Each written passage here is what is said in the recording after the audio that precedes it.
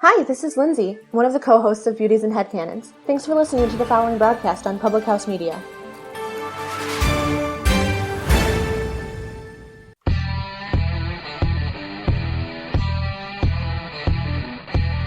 Strike three, you're out. Welcome back to another episode of Caught Listening. Christian Heimall here with you, broadcasting as always, part of the Public House Media Network. You guys can find us and subscribe wherever you get your podcasts, Google and Apple Play, Spreaker.com, Stitcher.com, iHeartRadio as well. We're on Spotify.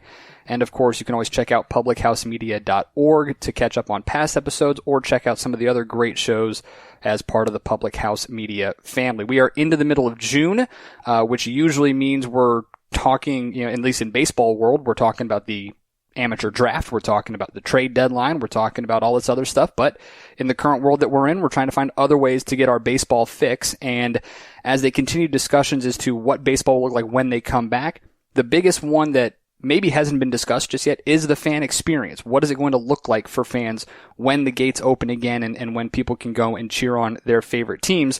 So it's going to change, most certainly from what it has been in the past.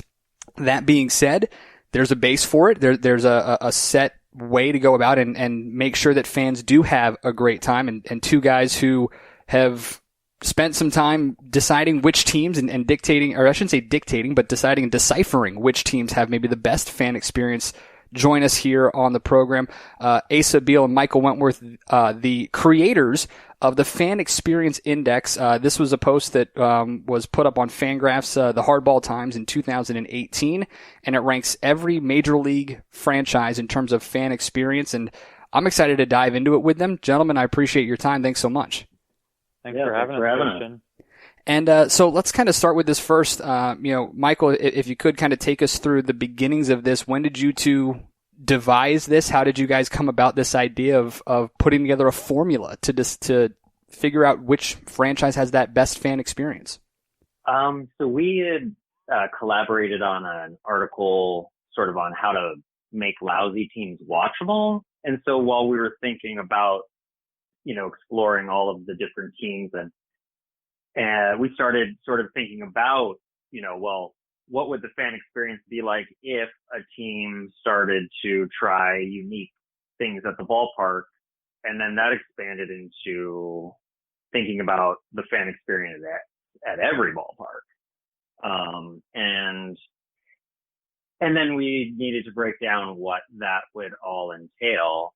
So, we looked at affordability, what ownership group, if it was positive in the community and in creating an atmosphere that welcomed and was equitable to all the community, to game day experience. And one of the fun things I thought we did was break down accessibility out of the ballpark for access and in broadcast and in feasibility of getting there. And breaking that apart from the broadcast to just have the broadcast team sort of get their own due. And then we just kind of looked at, how would we separate the percentages of ranking these values? And, so then that, took a little while. And Asa, maybe you want to share as well of what, then we had. Oh no, I was just going to say, it's hard to put a number on something, right? Like the fan experience is 18% the game day experience at the ballpark. That's what we landed on. And it might seem kind of arbitrary. And some people are never going to go to a game because, they live across the country from the team they follow. And some people are going to go to 50 games a year. So that number is going to be higher. So we kind of tried to find a middle, find a median there. And, the numbers could be quibbled with. For every person, it's going to be a little different. And something like a mascot at 1%, does that really matter? Probably not, but it's fun to talk about and think about. So it's a funny exercise to make quantitative, but we wanted to find a way because baseball is all about stats and we all love numbers and rankings and all that. Most certainly, especially in a game so stat driven. should note that this was put up originally in June of 2018, so it only had about a season and a half to really make any adjustments. So I think it's fair to say that how it was ranked in 2018 would probably still be relevant today. There might be a couple, minor things here and there, but I will say when I was going through this and the first time I saw it, I was a little surprised, and I had to remind myself this is Major League we're talking about, not necessarily minor leagues, but I was a little surprised to see the weight assigned to social media and mascots because we were talking about this last week on the show with Dave Raymond, who was the original Philly fanatic. Mascots can put so much of a emphasis on a franchise, and it can really almost lift a franchise up, like Gritty, for example, with the Philadelphia Flyers, or Orbit for the Houston Astros. So I was a little intrigued to see, and not to mention how many teams on social media and what they're able to do, the great jobs that they're able to do there. But I'm a little intrigued to see, how low those were on your guys' scale. Yeah, I think I'm someone who spends a lot of time on the internet and on Twitter, probably too much time. And probably half the people I follow are insider baseball people on Twitter. So there's this really tight-knit community of people, which also overlaps with people who are stat savvy and favor savvy. And it's kind of the sort of new school online baseball community. And I think sometimes we lose sight of how many baseball fans there are that aren't engaging with that at all. Yeah. And so I think, the numbers are low. We weighted it as 1% for social media and 1% for mascot. And obviously this is written with our own biases. I think probably mascots have a lot more value to a family experience, right? Than purely an adult. And you did point out some legendary ones. That said, I definitely couldn't name, 27 of the mascots in baseball. I know the Philly fanatic. I know Mr. Right. Met. I guess I know the Braves one because I'm a Braves fan. Homer the Brave, who just looks like a Mr. Met ripoff. Yep. But it was always a tricky balance to try to get perspective of, what is our experience and how can we try to zoom it out a little bit so that the greater baseball watching public who are, we know this, that the median fan gets older every year and everything. So I don't know, that was sort of what I was thinking there. And it makes sense, especially because no, go ahead. I was say,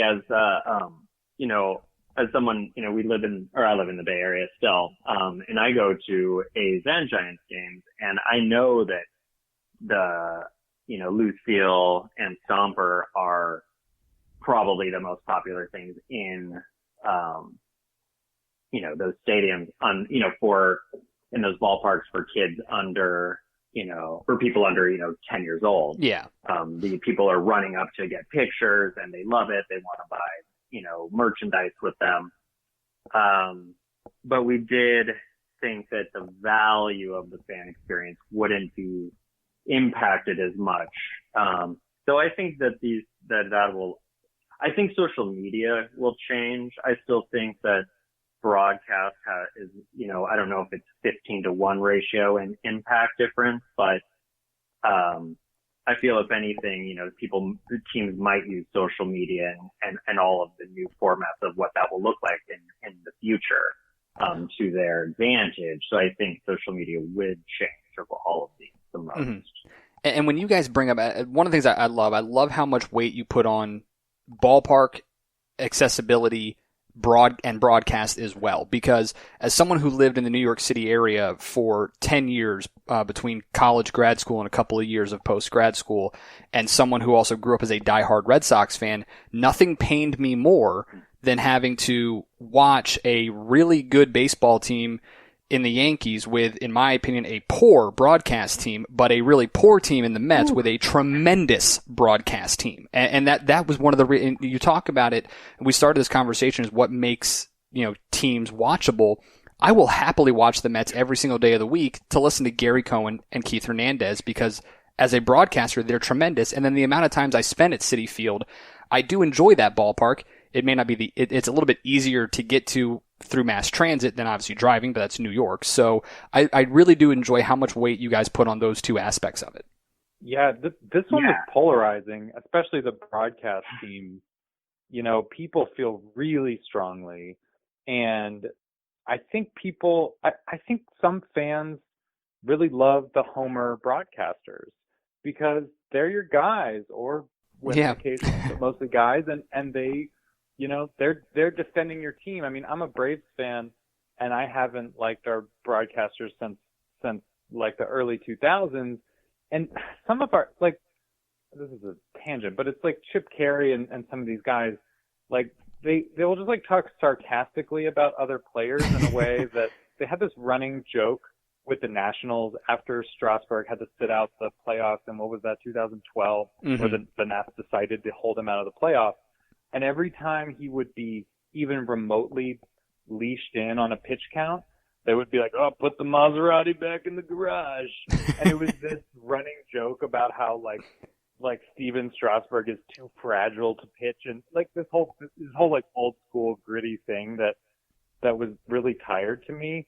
But then some people love that, and this is where we got a lot of, you know, pushback in the comments from people who were sort of saying, "Oh, you know, the Giants team is sort of maybe universally beloved, but maybe has become overrated." So it's, people get up in arms about this. Hey, I love me some John Miller. I miss that guy on national broadcasts. I love me some John Miller. Same with Charlie Steiner, and you know, there's a bunch there. So, but I think it's interesting that you point out the homer aspect of it, because, and again, I'm going to go back to him because, you know, he's probably maybe the most homer of them all, but John Sterling, the Yankees radio broadcaster, and how he has nicknames for every single one and a special tagline for every single home run that someone hits based off their name. Mm-hmm. And it does become a part of that fan base to almost the point where even on social media, you get people who, you know, I can remember, you know, an Upper Decky from Hideki or the Grandy Man can and stuff like, you know, those type things, they become part of the fan base and part of the fan culture almost. Yeah. I'm sorry, Mike. I was just going to say, those two examples you just used, they're so corny, but I kind of love it. Like, exactly. To me, baseball, it is a little corny. Like, baseball is not the NBA. It's not on the cutting edge of sort of like, it doesn't have its finger on the pulse of culture, and maybe it should, you could argue, but it doesn't. And it's a little, you know, it's a little behind the times, and the people in charge are a little, you know, set in their ways, and that it just feels right. It feels right with like the cheesy ballpark music, and like it feels like it all is part and parcel. One thing I've always taken advantage of is the, you know, MLB Game Day radio package. You know, because I figured, well, you know, when that all first came out, I actually was living in Hawaii, and when people will talk about blackout areas, I know the Midwest is pretty rough, but Hawaii is almost the worst. You cannot get Seattle games. You can't get Giants, A's games. You can't get Arizona games. It's just like, so I got that radio package, and I just started listening to broadcasts from all over the place. And I feel like it's fun to do. I don't know how many baseball fans do out-of-market broadcasts just because of the love of the game, but I'm one of those people. And I found I already knew about the New York guys before I even moved to New York. Cause I liked listening to them. And, you know, sometimes I'd listen to Seattle and, Toronto, except I don't really like their commercials. But I mean, it's one of those funny things you get. Yeah. 100%. And the MLB stuff, it's a birthday gift to myself every single year so I can watch the Red Sox wherever. So, I mean, it's, you know, one of those amazing things in the accessibility about it too, but that just adds again to the fan experience and that index and the weight that you guys put on that. We're talking with Mike Wentworth and Asa Beal here, writers and creators of the Fan Experience Index from FanGraphs back in 2018. So let me ask you guys this too. I mean, again, only about a year and a half removed from this coming out. If you guys were to go and do this year, if you were to, you know, living in the world that we're in currently, where there are no sports and we need something to read or something to do and talk about, any changes you might make to it? Any, you know, whether it be adding something different, a change in weight for something, and any alterations you might make to it? Well, I actually had one thing I had been thinking about, because it was one of the categories that we kind of got a lot of comments about, was the ownership. Mm-hmm. And I was, in recently, listening to the local radio, they told us that the A's ownership group was going to lay off all of their Coliseum employees. And, that's been certain, like, I saw an article that Kansas City, that their ownership group was going to continue to pay everyone through the season.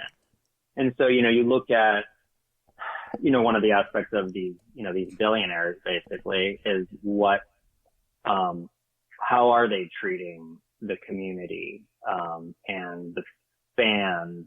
I mean, it's in a way, I kind of feel like the way that these owners are going to weather this potential closure, should be, I would add that in if I was going to make a change as to which ownership group was continuing to pay their employees. Yeah, I think that's a good point. I mean, there's a couple levels you can look at this on. And I think the current situation, and, Mike mentioned the A's and that they're not going to be paying minor leaguers. Like, that just makes me feel icky. Like that, that there's like a moral side of this that once you start down that road, I think it's a different article, because if we really want to go into, 30 owners and they're billionaires, and they might not all be like personally awful people, but they're essentially like all squeezing minor leaguers. They're not paying minor leaguers. These people are like on the road all year long, eating crappy food because the owners won't shell out. You could get into, the labor relation side of things. Like, it gets dark when you start thinking about sports ownership. What the Braves did to swindle all these small southern towns into paying for their stadium. Yeah.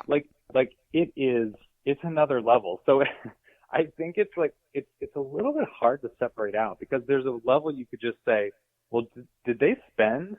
Like, did they spend on this team? Because that's what matters. Because it sort of comes back to the, do you like your sports to be devoid of anything political, which I know some people say. Right. To me, it's impossible to separate that out. So I do think this category would get stickier, especially in the current crisis. And I might care less that Bob Nutting, is being cheap with the Pirates, and I might appreciate more that he's paying, ballpark employees. I don't know if that's exactly what happened, but I might sort of switch the emphasis there. Well, I mean, and it's completely understandable, especially in this scenario, because, we even see it. I mean, it's played out in movies, whether it be fiction or nonfiction, but, full crazy, in Major League, where they're putting the Indians on a crappy plane because it's an owner and she's trying to get them to tank so that she can move the team to Florida, or, how it's chronicled in Moneyball, where the players have to pay for their own stuff out of the vending machine and things like that. So I don't think it's wrong to include that stuff and to think about that stuff, because I do think it's a part of it. And you have some fan bases who are fans in spite of their owners, and some fans who are only fans because they love how their owners act. I mean, I'm sure there are Dallas Cowboys fans who are fans because of Jerry Jones and how he acts with the media. And I'm sure, there are fans in New York who, I know this for a fact, there are fans in New York who are no longer Knicks fans because of James Dolan and how he treats, people. So it's certainly an important aspect of it. I want to get to something that is, something that, again, working in minor league baseball for as long as I have, is kind of the heartbeat of the season, and that is your actual game day experience. What drives fans to the ballpark outside of the runs and the hits and the errors and the win-loss total. So when you guys looked at game day experience, if you could kind of touch on what aspects went into it, whether it was on-field promotions, easy to walk the concourse, food and stuff like that. I mean, what kind of aspects went into the game day experience when you guys were devising this? Yeah, so this was, we're trying to capture all of that. We're really trying to capture all of that. And, we'll admit, we haven't been to all 30 ballparks combined. So we did rely on other sources here. And, that's something else we tried to do throughout the article was actually use surveys and use data other people have gathered to inform this, and then tweak it a little bit with our opinions. But yeah, I mean, I think there's certain ballparks that are objectively beautiful. Maybe some people would push back, but you think about Pittsburgh, you think about San Francisco, Seattle, like there's some really beautiful ballparks. And I think, the physical space, I mean, so much of a baseball game is what happens in between pitches. And you're looking around, or you say, hey, it's kind of hot. Why don't we go walk around and stand, at the little railing for the next couple innings? And can you do that? Like, do you have access to that? And, can you walk the whole stadium around? And is it remarkable in any way? Does it reflect the city? I mean, I think something about Pittsburgh is yellow. That's their color, yeah. Right? It's the Steelers, the Penguins, and the Pirates. I love when the city. It's the one thing I've always loved about that city and their sports teams is they are all color coordinated. I love it. Yeah, I mean, hate them or love them, they are on point. And that bridge is yellow, and it all just feels so bright. And the interactive element of being able to hit homers into the river there is really fun. So yeah, there's so much that goes into this, and I'd love to someday do the 30 ballpark trek that some amazing, borderline crazy people have tried. But yeah, I don't know, Mike, what would you add to that? Yeah. Well, and then we looked at what, the median family income is in all of the counties where all of the stadiums are located, what the average ticket is, what the cheapest ticket is just to get in, what they offer, the amenities and, all of the extras. I mean, some of that stuff starts, in my opinion, to become distractions, slides and other things that aren't really related, to baseball. But I mean, that's the, I guess the family experience, we, like say the treehouse at the Oakland Coliseum, for $30 a month, you can go to every home game and you get access to, deep left field. And, but up in that space, I can play foosball and pool and, not even pay attention to, I could watch the game on the TVs in this setting. But it is, but some people loved it. I mean, I took advantage of it just to get into the ballpark. And just take, on my way home from work, I could just get off at the station, pop in. And actually that was one of the things, that, we tried to rate teams that are right, in a downtown center. So the accessibility, of kind of, what is it like after work to just, be in town and get to your ballpark. And it's funny because that was some of the things, I would say Oakland isn't that exact thing, but BARC makes it pretty accessible. And, we looked at, all of that and, yeah. Well, it's interesting because, and I bring that up because I'm one of the ones who I've tried very hard to get to all 30, and I think I've gotten, when you include the old Shea and old Yankee and Turner, I've got, I think, close to 13. But I remember vividly thinking when I was at Turner Field for the first time, it was in their final season, walking around that ballpark and going, you know what? It's a nice ballpark. I love where it's situated. The food is really good. The concourse is dark. It's a little, and then I started asking people, what they think about the new stadium. And the one thing, and you guys pointed it out, is that nobody can get to it. It's so difficult to get to. And I haven't been to SunTrust just yet, or Truist Park, whatever it's going to be called now. But, between that and then I remember going to Chicago and seeing Wrigley Field for the first time and being awestruck by it and how easy it was to get to, and the area around the ballpark, Wrigleyville, and all the bars that are open at 9:30 in the morning on a Friday to serve you beer and a brat. So there's so much about that just makes it the fan experience. And again, with my own bias, happy to see, Boston, the Red Sox, put third on your fan experience index, and I always will say Fenway is the best experience you can find in baseball because of the nostalgia and how easy it is to get to it and what's around it. So, the ballpark experience, I think, is undoubtedly one of the more important ones about it, and so it was just kind of fun to read that and see where certain things ranked. And so, basically, I guess kind of a roundabout question of asking is, if Turner Field still existed, would the Braves rank higher on this list? I'm going to take this one because I'm a born and raised at Houston and was lucky enough to be born into a really glorious time to be a Braves fan. And yes, short answer is absolutely. Mm-hmm. I could rant about this. I'm going to try to be more concise, but I think right when we were putting this together, I was especially bitter about them moving the stadium out to Cobb County. Mm-hmm. And I mean, I love cities. I love being in urban spaces, and Turner was that, right? You could see the city skyline behind it. I love just the wrinkle that not a lot of people knew is that was the Olympic Stadium that was built in 96 for the Olympics. Then they blew up half of it and closed it off to make it a baseball stadium. And it was great. There was nothing wrong with that park. And there's still remnants of it in the parking lot, too. There were still remnants of the Olympics in the parking lot. So, right.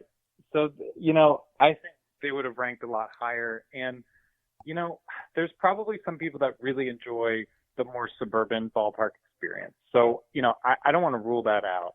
But it seems to me that, like, Truist Park or whatever the heck it's called now, it's part of this new idea where you build a stadium out in the suburban area, and then you create this cash cow around it. I think it's called the Battery there, where there's, restaurants and shops and they envision this experience where people come for the whole day.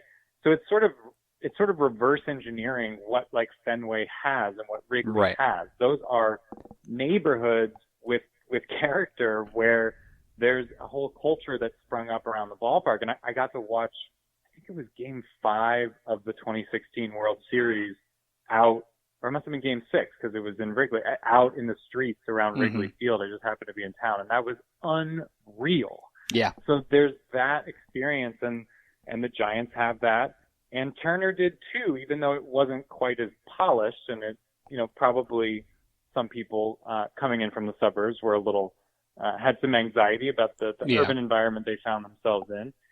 But I just I'm always going to prefer that. In Baltimore, I went to school in Baltimore, the experience around Camden, rather than this sort of reverse engineered, let's build a complex out in the middle of nowhere. People will come and have this very, kind of Pleasantville experience of a ballpark. If you were to just take those setups, I'm sorry, Mike, go ahead, and then I'll get to, I'll finish my point. I was going to continue on with Yeah. With the ballparks, I had that thing growing up. I mean, I couldn't get to the stick very easily. Mm-hmm. I was an East Bay kid and lived off of a BART line. So growing up as a Giants fan, while the Bash Brothers and the A's were really so close, I just would go to the Coliseum. I mean, I've seen hundreds of games at the Coliseum until the Giants moved into downtown because that created it and it made it accessible for me. And I loved it. I mean, then I really, got to have far more Giant pride, I felt like. And it's weird to have your favorite team, but as a, love of the game, I'll go to the Coliseum just to watch ball. Yeah. When I was in high school, it was awesome. They had if you were under 18, the games were $1, and I could go watch Ken Griffey Jr. come to town. I could see, Frank Thomas and all those guys, and you just want to watch ball, and it was accessible and easy. So I rate that highly. I think that is what helps create love of the game, is being able to get into the ballpark. Well, I think, 100%, because I think one of the reasons why I became such a bigger baseball fan than I was because I went to high school outside of Baltimore, and I was easily able to hop on the mark and get right on in there, right outside Camden Yards, buy a ticket on a Tuesday night for $8 with chips and a soda up in the upper deck, and go see Pedro Martinez and, Mike Mussina and, Jeter in his prime and all that stuff. And then, being able to travel, going to all those places. And if you're talking about the area around it, I mean, I was in Cleveland for Game 5 of the World Series when it was being played in Chicago, and the place around the Jake, which I love the fact that people in Cleveland still call it the Jake, is awesome. Yeah. That place is incredible. Going to Boston as often as I do and hanging out at the Cask and Flagon or Game On or, Bleacher Ball, wherever it is. Even Yankee Stadium, has a couple of places around the area. Citi Field has those. Wrigley, obviously, we mentioned that earlier, but Philadelphia, it's great that all the venues are right there, and it's great that they open up Xfinity Live for each event, but if it was further into downtown, it might be a little bit better and a much more fun experience because there'd be more options, when you're right there. So yeah, that is definitely something that is high up on my list too when I think about, fan experience as well. We're talking with Mike Wentworth and Asa Beal here, creators of the Fan Experience Index, and we've come to the point in the show where we let you, the listeners, get involved and ask some quick hitting questions, play a little game called Pepper. We take your questions and give our first initial, responses to it as best we possibly can. So, gentlemen, the first question here that we have is from Joseph. Your number one most memorable fan experience to date was?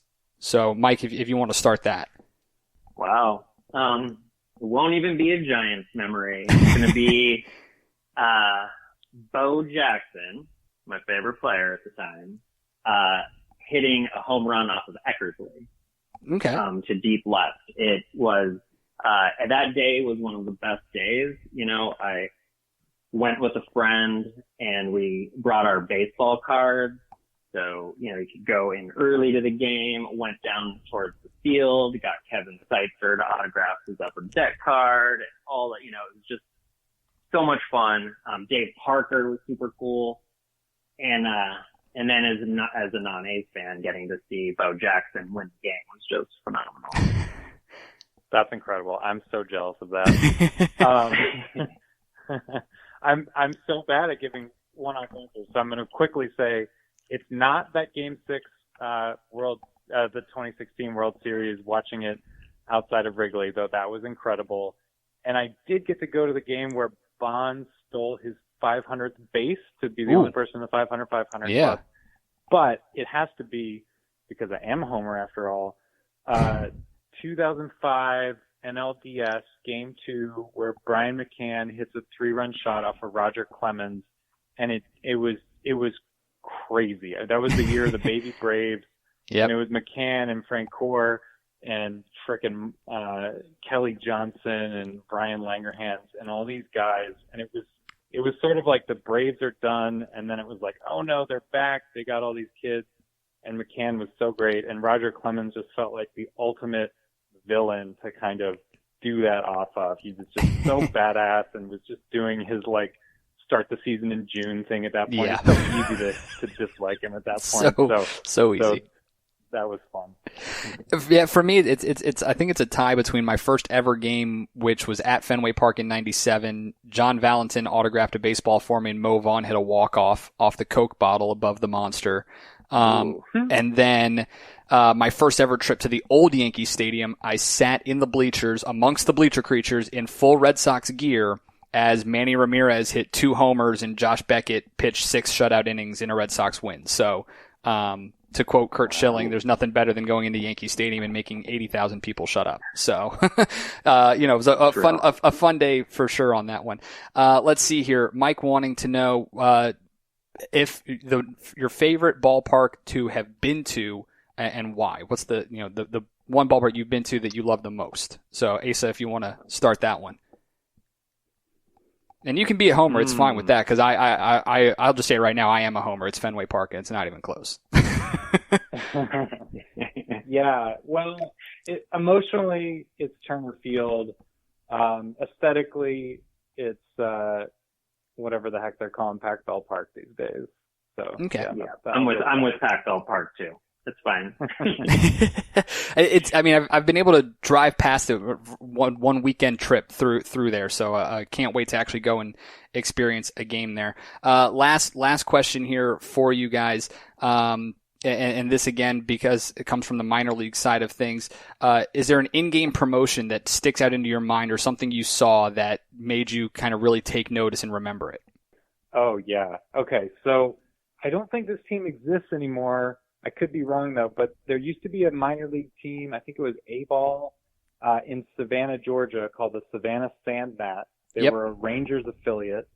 Somewhere I have a bat signed by everybody on the team at the time. I don't know who the heck it was. I need to find out if it was like, you know, a young, well, I don't even know who it would have been at that time. Young, not earlier than Andrus, but we went to that game. I was a kid, and there was just a person dressed in a giant toilet outfit that was running around the field. I don't even remember what the like narrative hook was and what the explanation, but it was just hysterical, and everyone in the stadium knew what was going on and was up for it and was cheering, and it just felt like the quintessential minor league experience, and it was so much fun. Yeah, the Savannah, so they don't exist anymore. The Savannah Sandgnats actually became the Columbia Fireflies now, a New York Mets affiliate, but there is still baseball there. They're the Savannah Bananas, and they're a collegiate league team in the Coastal Plain League, and they take minor league baseball to a whole new level with their thing. It's awesome. They're really good at marketing, so they're a lot of fun to watch. Nice. I have to go back. Yes. Yeah, I don't have a good one. I mean, I just like when they have a bobblehead day for your favorite player. Yeah, and those things are easy. Yeah. For me, it actually happened last year. I was fortunate enough, working in independent baseball when guys get signed and you're able to go different places and check them out. We were in York, Pennsylvania for the Atlantic League All-Star game last year, and a player who was on our team was signed by the Nationals, and he was playing in Double-A Harrisburg. So we went up to watch him, and the Harrisburg Senators, neat, cute little ballpark, but their owners and like their front office guys, they do like these music video dances on the field in all like matching full color suits, and they did it to It's Raining Men, and it was one of the funniest things I had ever seen. It was great. So really, really fun. Gentlemen, we appreciate your guys' time. Thank you so much. I know this came out a year and a half ago, but it's been a lot of fun to talk with you guys about it and appreciate it. And, looking forward to more from you guys. I do want to ask where you guys can be found and where people can kind of keep up with some of the other stuff that you're doing. I know it's not just baseball, but, how can folks follow you and maybe get a little bit more insight into some of the other things that you're doing? Yeah, I can go first. First of all, I just wanted to shout out the experience of writing these was really great. This and another article we did with the Hardball Times, which is now not up currently, but with FanGraphs, and Meg Rowley, who's now the managing editor of FanGraphs, was at the time the managing editor of the Hardball Times and worked with us. And she is incredible to work with. She's fantastic. Also just a big fan of her work in general. So I wanted to give a shout out there. And I would love for people to check out another podcast that I work on, which is you can search in the Apple Podcast or anywhere else for Popularium Out Loud. That's Popularium, like aquarium. Popularium Out Loud, short stories. So yeah, check that out if you're looking for something non-baseball related, but just kind of quick hitting 10-minute, kind of like little mini audiobooks with a full immersive sound experience. They're really fun. Yeah, and I work with a nonprofit that is sort of working on oral histories and preserving community stories, and that can be found at oncewere.org. Awesome. Guys, we appreciate it. Thank you so much, and please stay safe, stay healthy, and I look forward to seeing more what you guys do. And I know you're working together on a screenplay for the Negro Leagues and whatnot, and I look forward to hopefully getting you guys and talking to you more about that later on down the road. Absolutely. Awesome. Thanks, Christian. Yeah. All right, it's Asa Beal and Michael Wentworth, the Fan Experience Index. You can find the link to it on our social media pages, twitter.com, facebook.com. Just search Caught Listening by Public House Media. see where your team ranked a year and a half ago. It's not that far off. Marlins fans maybe don't go look at it because you're at the bottom. So I can just tell you that right now. So, but a lot of fun talking with them, and let us know your thoughts on maybe where you would rate some of those things for your own fan experience index. We're going to shift down to the minor league level and all the fun, wacky craziness that gets associated with minor league baseball next week. Ben Hill of Ben's Biz on minor league baseball, MILB.com. He's going to join us as well. Don't forget to submit your questions however you want through social media. Just search Caught Listening by Public House Media or email the show, caughtlisteningphm@gmail.com. Don't forget to subscribe, rate, review, share us with your friends and family. We appreciate you guys tuning in. As always, stay safe, stay healthy, and until next week, I'm Christian Heimall. You have been Caught Listening.